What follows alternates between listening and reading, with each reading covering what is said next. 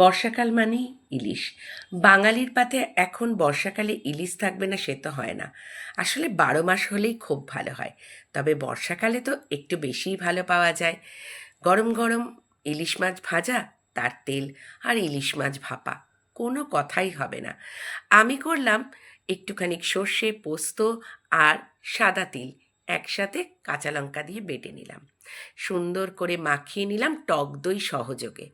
তারপর কৌটোর মধ্যে সাজিয়ে গ্রেভিটাকেও সুন্দর করে মাখিয়ে দিলাম। ওপর থেকে কাঁচা তেল, কাঁচা লঙ্কা 3-4টে চিড়ে কৌটোটা বন্ধ করে গরম জলে ভাপাতে বসিয়ে দিলাম। ঠিক 10 মিনিট রেডি হয়ে গেল।